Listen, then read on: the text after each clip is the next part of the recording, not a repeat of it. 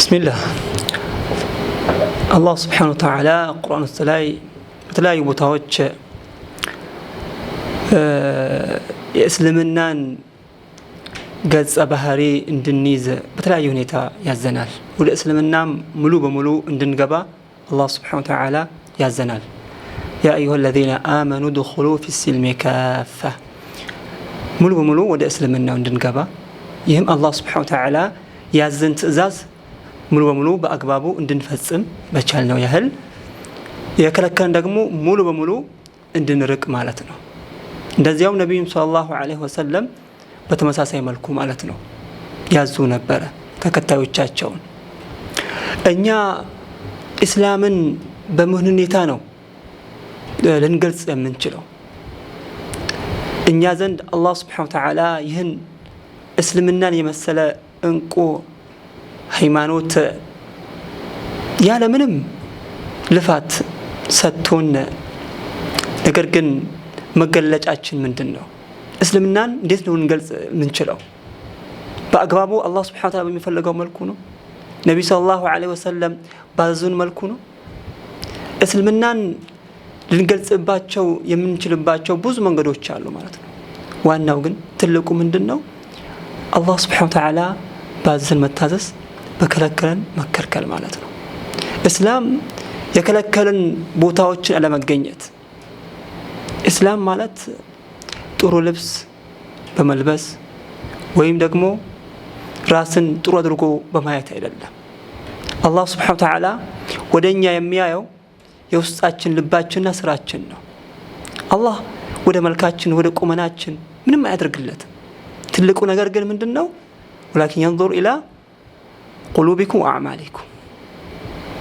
አንዳንድ ሰዎችም እንደሚሉት አይደለም።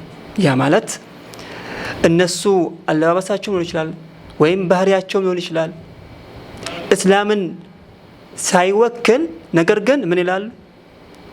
ልብ ነው ይላሉ። ያ ማለት አላህ የሚያየው እኮ ልብን ነው። ስለዚህ እኔ የፈለኩት ነገር በሰራ ልቤ ምንድነው? ንጹህ ነው። ስለዚህ እስላምን ልገልጽ እችላለሁ ማለታቸው ነው። ይሄ ትልቅ የሆነ ስህተት ነው። ልብ ሲስተካከል መላ ሰውነታችን ይስተካከላል። ለዚህ ነብዩ ሰለላሁ ዐለይሂ ወሰለም በሐዲሳቸው በሰዎች ውስጥ ቁራጮች ስጋ አለች አሉ። اذا صلحت صلح الجسد كله اذا فسدت فسد الجسد كله አሉ። የውስጠኛው እቺ ቁራጭ የምትባለዋ ስጋ ከተስተካከለች ሁሉም ይስተካከላል። ሰውነት ሁሉ ቁመናው ከተበላሸ ይበላሻል ማለት ነው። አላ وهي القلب እሷ ምንድናት? ልብ ናት አሉ።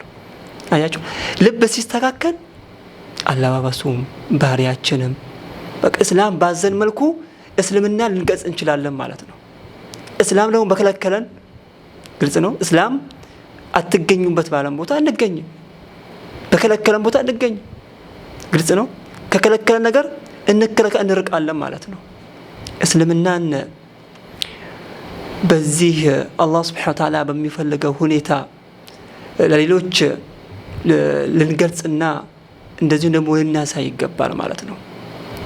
ሰዎችን እኮ ወደ እስልምና ከምንጣራባቸው አንዱ ምንድነው? እስላምን ስንመስል ነው። የእስላም አለባበስ፣ የእስላም አናኗር፣ በእስላም ሁኔታ ስንኖር ግልጽ ነው አይደል? መገለጫችን እስላም ሲሆን ሌሎችንም እንደዚያው ወደ እስላም እንጣራለን ማለት ነው። አላህ Subhanahu Wa Ta'ala እስላምን በአግባቡ የሚላበሱ ባዘን የምንሰራ በከለከለን የምንከለከል አላህ ያድርገን። ሰላም አለይኩም ወራህመቱላሂ ወበረካቱሁ።